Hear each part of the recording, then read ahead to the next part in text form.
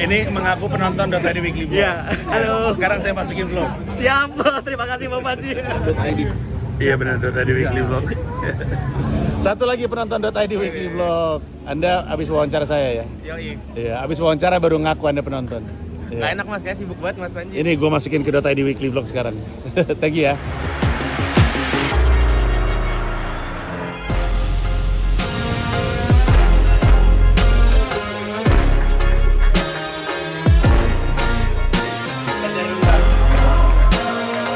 Officially my first ever payment.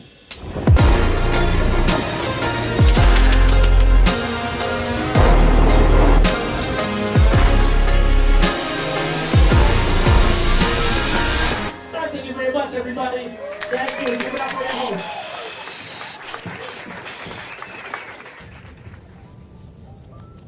Sumpah gue nih capek banget, teler banget.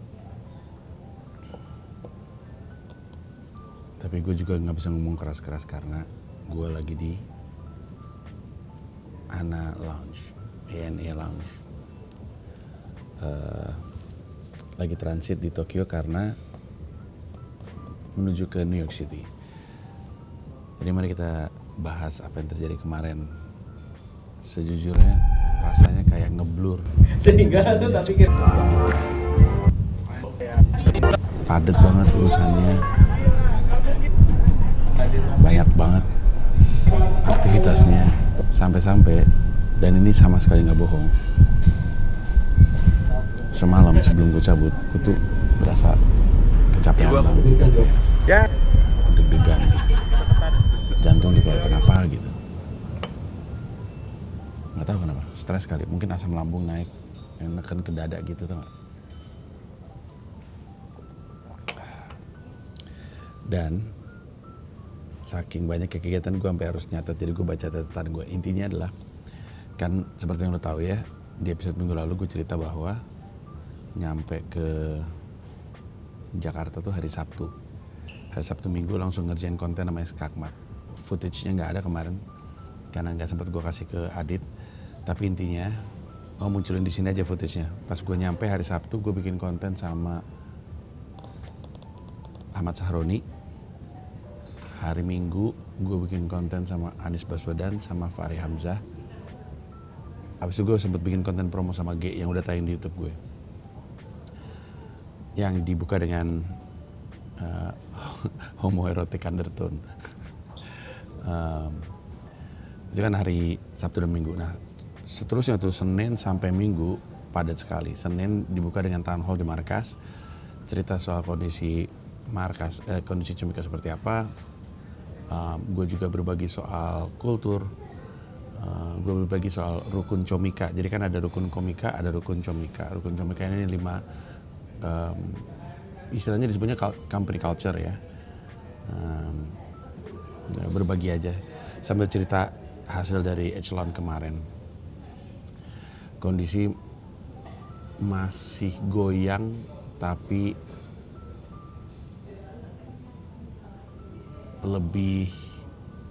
jauh lebih optimistis dengan mitra-mitra yang kami temui, investment yang akhirnya sudah nge-lock dan investment yang kelihatannya akan bisa kami lock setidaknya sebelum bulan Juni berakhir.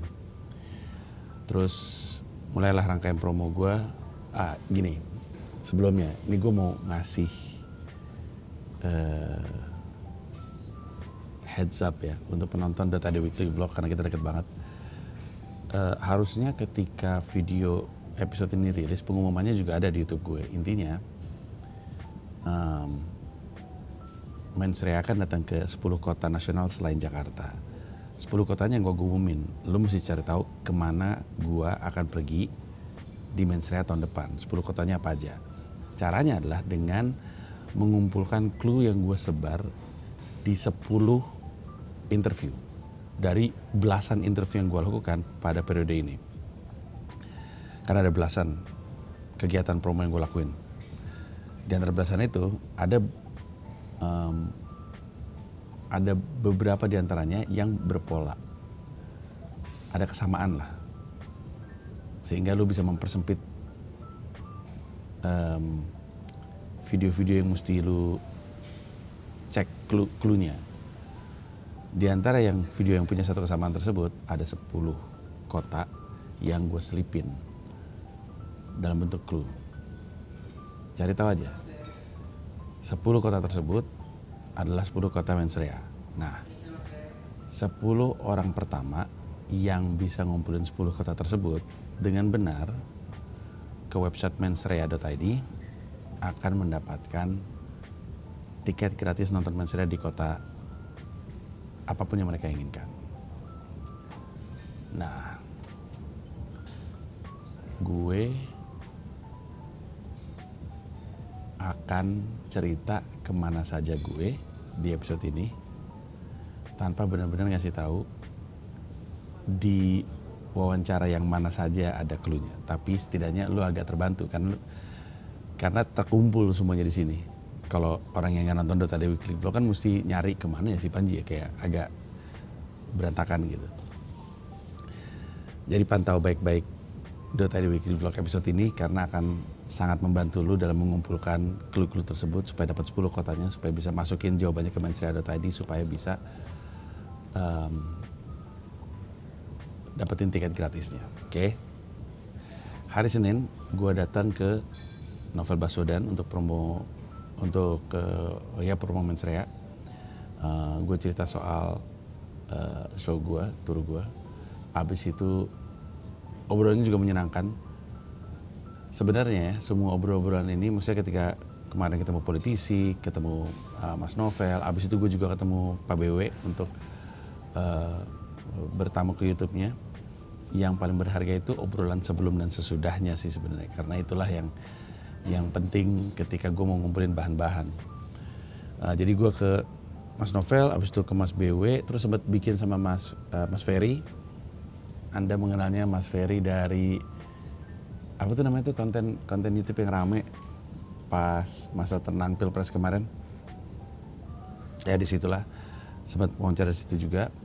Terus malamnya gue sama Daniel meeting dengan investor. Hari Selasa gue mampir ke kanal YouTube Total Politik untuk ngomongin politik sama mereka seperti biasa. Ketika lagi di Total Politik seru dan bahkan terjadi perdebatan sengit. Habis itu dari situ gue kayaknya ada satu lagi kegiatan, gue lupa apa, tapi habis itu ke Felix Xiao, Ustadz Felix Xiao. Nah ini adalah pertemuan yang ditunggu-tunggu orang. Waktu gue mampir ke Ustadz Felix Xiao, itu studio itu ramai banget. Orang-orang terus gitu dibilangin, kata Ustadz Felix Xiao, biasanya nggak pernah seramai ini. Di antara keramaian manusia-manusia itu tuh ada Ustadz Wimar. Astagfirullah. Terus obrolannya menyenangkan sekali, seru sekali. Gue bisa bilang itu adalah salah satu wawancara paling berkesan dan gue yakin untuk yang nonton juga berkesan. Kelar dari Ustadz Felix Xiao, gue pergi ke titik kumpul. Titik kumpul juga seru banget ketemu manusia-manusia bangsat itu. Pras, Abdur, Ari, Mamat, seru banget. Ada Awe juga saat itu, dia ngerjain episode setelah gue. Udah habis dari titik kumpul, istirahat, pulang ke rumah. Bapak penonton Komodo Menoi di Istora Senayan Jakarta. Iya. Karena ikutan kuis Jumbotron. Siap. Yang 10 itu kan? 10 titik. Dan menang tiket. Luar biasa. Tapi waktu nonton jelas nggak suaranya? Jelas sih. Oke, Saya alhamdulillah. kan bagian yang lumayan deket tuh. Iya. Keren. Wah, keren gila. gitu. Terima kasih banyak. Moga-moga yang tahun depan ada rezeki untuk menonton. Siap. Atau dapat gratisan lagi. Amin. Lucu juga. Ini berisik banget lagi tahu bulat ah. Hari Rabu gue mampir ke YouTube-nya Abraham Samad, ngobrol-ngobrol soal korupsi, ngobrol-ngobrol soal penegakan hukum. Dari situ gue berangkat ke ke kantornya MLI, Majelis Ulama Indonesia, karena gue berkunjung ke podcastnya Aldi Jadong dan juga gue Aldi Jadong mau promo di YouTube gue. Habis itu gue meluncur lagi ke Noise. Sampai Noise gue bikin konten sama Indah G, manusia yang paling sering masuk senior gue belakangan ini. Habis dari Indahji, gue ke Markas Comika karena ada open mic ngompol, alias open mic ngomongin politik. Itu juga seru sekali.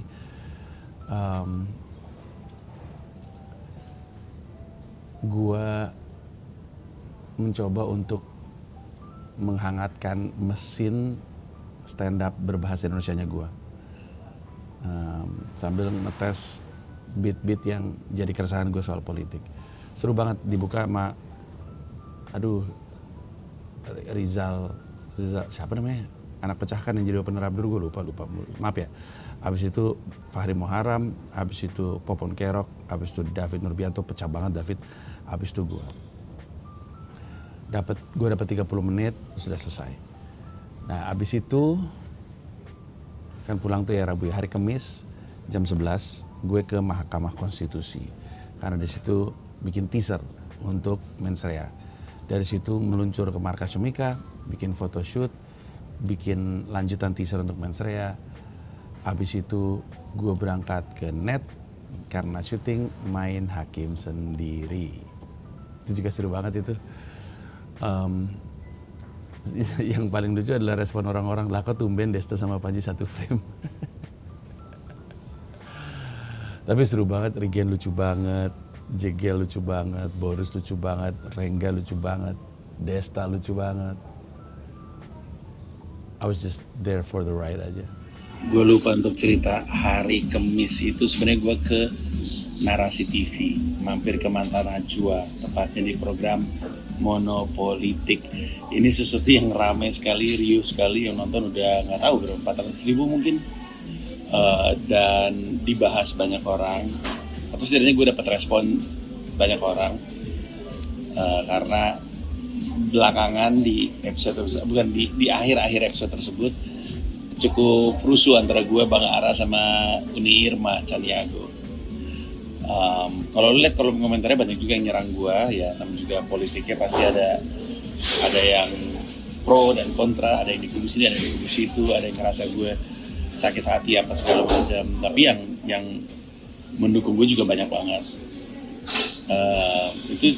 Itu hari yang seru. Nanti panjangnya gue bahas soal kejadian di balik itu di konten Sila yang ketika video ini rilis udah ada, jadi lu bisa tonton di YouTube gue tapi khusus untuk member. Gue ngebahas di balik Monopolitik ya, tapi intinya itu terjadi hari Kamis juga. Gue datang pertama, lalu datang kedua Mas Adi, baru kemudian Uni, baru kemudian Bang Ara, dan akhirnya kami syuting. Setelah itu pas sudah selesai bubar, besoknya Bang Ara nelponin mulu, gue bilang kenapa nih orang nelponin mulu. Akhirnya pas diangkat, dia nggak ngomong apa-apa soal kejadian sehari sebelumnya, kejadian di Monopolitik, nggak ngomong apa-apa. Dia bilang, Panji, saya suka dengan kegiatan Anda, mau nggak ikutan sama saya gerakan. Jadi dia sama Najwa, sama Nana itu ikut dalam kayak gerakan untuk mengawasi mafia bola, ngajakin gue untuk bantu sosialisasi. Terus dia ngajak ketemuan tapi nggak bisa gue. Jadi ya rusuh-rusuh itu ya biasa aja, toh kami masih berhubungan. Itu yang saya lupa. Terus selesai itu pulang, hari Jumat gue di markas bikin promo untuk Comika Porn. Abis itu gue meluncur ke Malaka Project, ketemu sama, gue bikin 2 konten. Yang satu sama Angie, Coki sama gue, yang kedua Kania, Coki sama gue. Dua-duanya menyenangkan konten. Abis itu gue ada meeting sama investor hari Jumat. Hari Sabtu saya main bola sama Berbahaya FC, menyenangkan sekali karena mainnya sambil hujan-hujanan. Lapangannya nggak tahu ya, gue sering pakai lapangan itu. Biasanya kalau hujan tuh bergenang, tapi yang kemarin nggak bergenang sama sekali.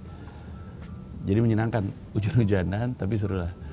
Abis itu gue nyampe rumah, mandi, istirahat, terus bikin podcast. Abis itu gue sore berangkat ke Raffles Hotel di Writers Bar untuk meeting sama seseorang yang kelihatannya juga akan bermitra dengan kami.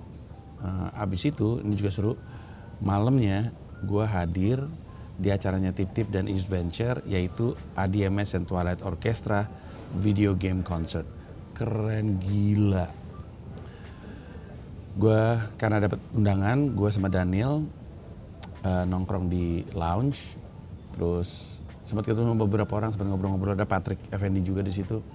Tapi terus begitu gue juga ketemu sama Mas ADMS, sama Mbak Memes, ngobrol-ngobrol tipis-tipis. Dan nonton acara yang sangat menyenangkan itu. Keren banget sih, kagum gue. Tapi konser itu menambah kesedihan gue yang mewarnai gue sepanjang minggu. Jadi sebenarnya sepanjang minggu kemarin itu gue tuh sedih. Gak tahu nampak, gak tahu enggak, karena gue gak bisa berhenti ngomongin sih. Gue omongin sama orang, sedih deh gue gini, sedih deh gue gini.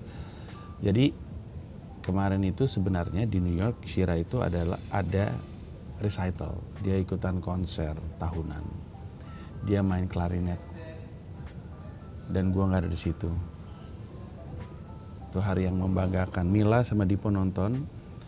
Hari yang membanggakan karena Shira duduk di barisan depan, terus dia ada solonya sendiri, solo klarinet sendiri. Tapi gue nggak ada di situ. Lu tau nggak film-film Amerika tuh yang kayak anaknya lagi konser atau lagi manggung di sekolahnya, pas nengok ke arah kursi orang tuanya nggak ada. Nah itu tuh gue rasanya kayak gitu. Gue nggak suka sekali kayak gitu. Dan itu gue lakukan dan gue sedih sekali. Dan di konsernya DMS, video gamenya membuat gue inget Dipo. Big bandnya, orkestranya membuat gue inget Shira. Sedih banget gue. Terus begitu hari Minggu, gue ke rumah ibu. Karena seperti biasa ketika ke Indonesia nggak mungkin nggak ke ibu. Ibu masak enak banget, gila. Kopi, misro, comro. Ibu aku masukin di YouTube ya. Penonton aku suka kalau ada ibu di YouTube-ku.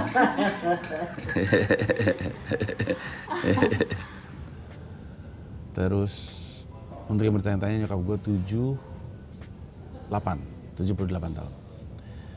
Habis itu gue ke M Block karena terlibat di H2O Reborn Omnibus. Nah gue mau cerita sedikit soal ini. Banyak orang nggak tahu. Sebenarnya gue tuh punya satu bisnis lagi. Bisnis awalnya penerbitan komik, sekarang jadi IP studio. Namanya Kolam Komik, masih ada Instagramnya sebenarnya. Kolam Komik itu gue dirikan bersama dengan Shani, karena gue sama Shani ingin jadi orang yang berkontribusi ke dunia komik Indonesia. Produk pertama kami itu komik The Galings, nggak banyak yang tahu ini, tapi komik The Galings itu komik online, komik strip gitu, terinspirasi dari Calvin and Hobbes, tentang hubungan ayah dan anak, terinspirasi dari gue dan Dipo. Itu tuh sempat rame di Twitter, terus gitu sempat viral juga beberapa episode, sampai ada dicetak fisik bersama dengan Bentang Pustaka, tapi kayaknya sekarang udah nggak ada sih. Abis itu rilislah produk sebenarnya yang jadi alasan kenapa gue bikin Kolam Komik bersama dengan Shan, yaitu komik H2O. H2O adalah cara gue untuk bercerita ulang soal Ramayana. Jadi alasannya adalah gue tuh pengen anak-anak gue tuh deket dengan budaya Indonesia, utamanya wayang. Tadinya gue pikir wayang golek tuh menarik sekali karena secara bentuk 3-dimensional kayak action figure. Terus gue pikir gimana caranya anak gue mau punya wayang, mereka kan harus punya konteks akan karakter-karakter ini. Nah kisah yang paling populer diceritakan itu kan Ramayana ya, karena Ramayana sederhana sekali. Ramayana tuh good versus evil, the light versus the dark, persis kayak Star Wars. Dan karakter-karakter itu keren, terutama Hanuman. Gua tuh tahu Hanuman tuh gara-gara Rama. Rama tuh tahu Hanuman gara-gara ada teman kami Coki yang sekarang ada di Tip-Tip. Terus gue tuh suka banget sama karakter Hanuman. Menurut gue tuh karakter Hanuman tuh keren sekali. Nah terus gue ngomong sama Shani, keren kali ya kalau misalkan kita bikin Ramayana, kita ceritakan ulang tapi lebih ke pendekatan robotik gitu. Karena era itu waktu itu Transformers, gue juga suka Patlabor. Gue adalah generasi yang senang ngelihat robot besi, tonjok-tonjokan sama robot besi. Lahirlah H2O itu, yang waktu itu dikerjakan, termasuk ada Rian Adriandi di situ. Justru gue kenal Rian Adriandi dari project H2O ini. Terus sama Dio Rudiman, sama Yunus, sama Shana, ngerjain nih. Sama siapa lagi, satu lagi gue lupa deh. Kerjain nih project. Terus project ini nyangkut karena yang ngerjain tuh ada yang kemudian harus pindah kuliah ke luar negeri, ada yang mesti skripsi tugas akhir. Pada saat tersebut lagi bingung gitu, Sweta Kartika, nama yang sangat legendaris di dunia perkomikan Indonesia, nanyain H2O apa kabar Shan ke Shani Budi. Shani cerita situasinya, Sweta juga bilang, intinya Sweta ngerasa H2O itu nggak optimal lah. Ketemu sama gue, dia cerita di mana letak kekurangannya H2O yang gue kembangin. Dia ngomong panjang lebar, gue dengerin, terus gue pikir, dan gue bilang sama dia, kalau lu tahu apa yang salah dari H2O, harusnya lu tahu bagaimana membuat H2O lebih baik. Terus gue tanya, lu punya ide apa? Terus seminggu kemudian kalau nggak salah, meeting lagi sama Sweta. Sweta kasih ide H2O Reborn, dan gue langsung terbeli dengan ide dia yang mengagumkan. Singkat cerita, lahirlah 21 chapter yang terbagi, kan tadi online ya, terbagi dalam, rilis cetaknya terbagi dalam 3 buku. Ada 3 buku H2O, phase 1, 2, dan 3. Itu udah lama tuh, menang penghargaan, terus begitu diminati orang sampai ada yang nawarin, boleh nggak gue bikin jadi teater, pertunjukan teater. Kemarin Sweta punya ide untuk bikin omnibusnya, alias 3 buku itu dijadiin 1. Dan rilislah di M-Block kemarin.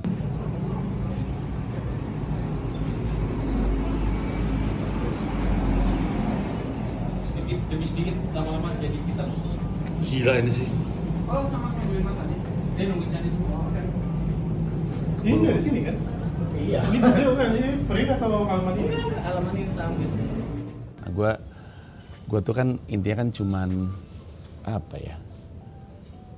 Cuman pemodal sebenarnya. Posisi gue tuh lebih kayak ada ide yang bagus. Ide bagus ini harus jadi barang, karena gue yakin barang itu akan jadi bagian dari legacy komik Indonesia. Bahkan mungkin legacy Indonesia. Gue sangat-sangat yakin kalau lu suka komik, beli deh H2O Reborn. H2O Reborn itu adalah omnibus tertebal dan termahal di Indonesia, harganya 240.000. Intinya H2O Reborn itu bercerita tentang seorang profesor bernama Rama yang gak bisa dekat dengan anaknya yang bernama Sita. Anaknya masih kecil dan buta. Karena Profesor Ramanya sibuk, dia bikinlah sebuah robot bernama Hans untuk nemenin si Sita ini. Hans ini robot, tapi dia berusaha untuk mendekatkan dirinya dengan si Sita, sesuai dengan yang difungsikan oleh penciptanya, Profesor Rama. Terus dalam rangka berusaha untuk mendekatkan diri dengan si Sita, si Hans berhasil melebihi protokolnya karena AI-nya bertumbuh pesat. Sampai titik Hans yang seorang robot bisa mengubah lagu original. Momen historis tersebut memancing reaksi sosok teknologi lain yang ngelihat itu.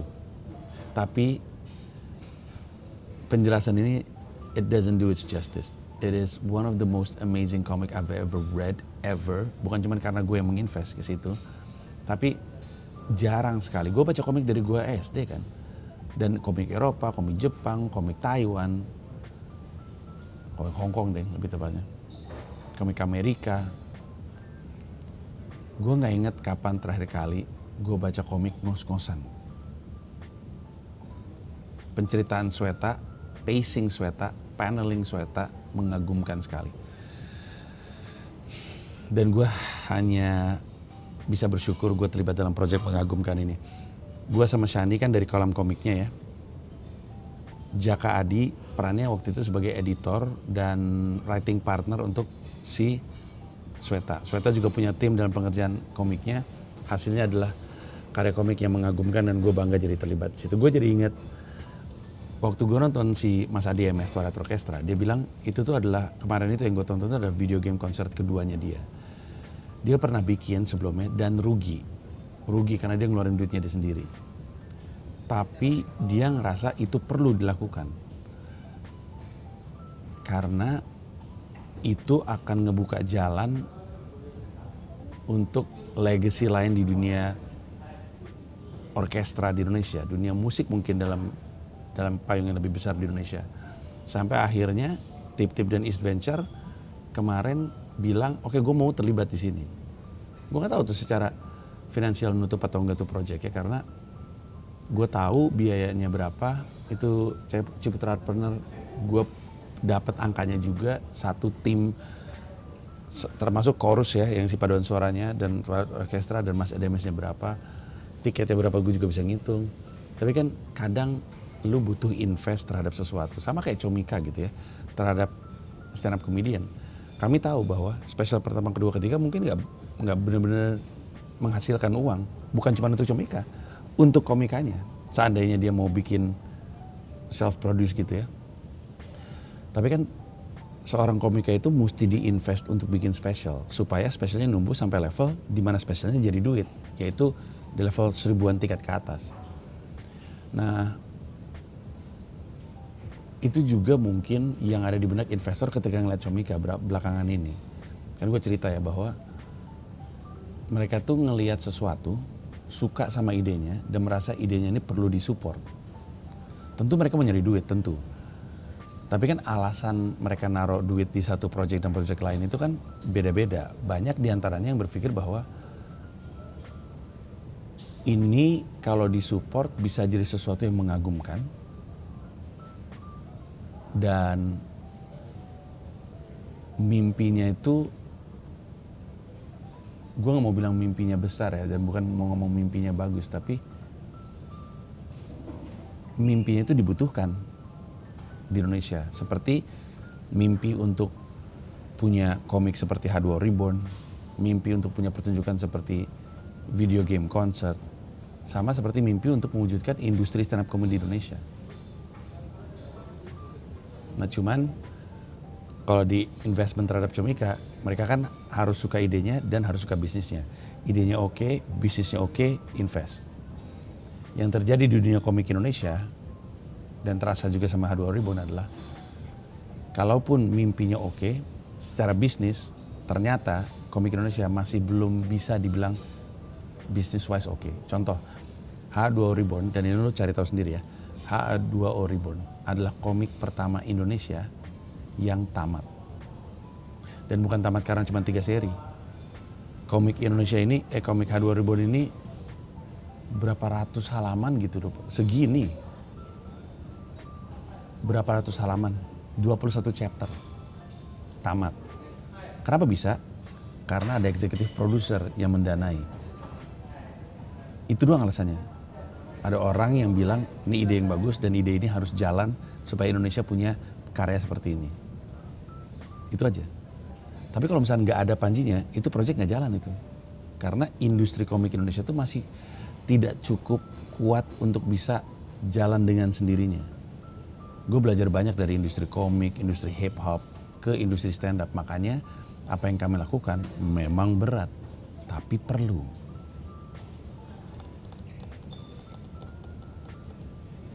Cari harganya 240.000 ada di semua Gramedia di Indonesia. Tapi kalau lu mau nyari murah, lu buka Tokped atau Shopee, lu ketik aja H2O Reborn, bukan H20 ya, H2O Reborn. Ketemu tuh, ada yang diskonnya sampai 190-an, 200-an, dari harga 240. Silakan disikat aja. Udah, habis itu gue naik MRT bareng Shani dari Blok M gue mau ke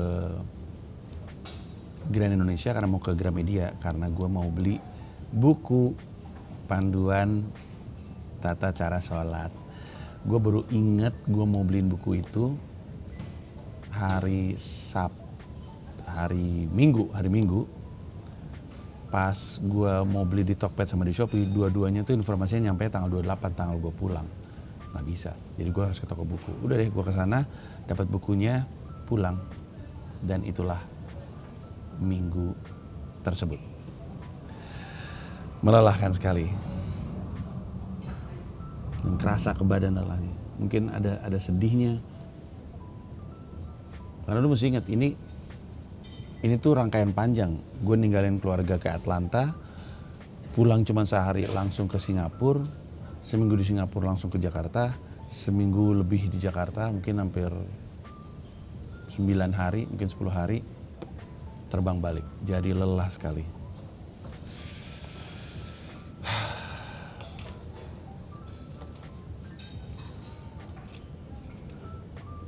Kita ketemu di episode berikutnya. Bye-bye.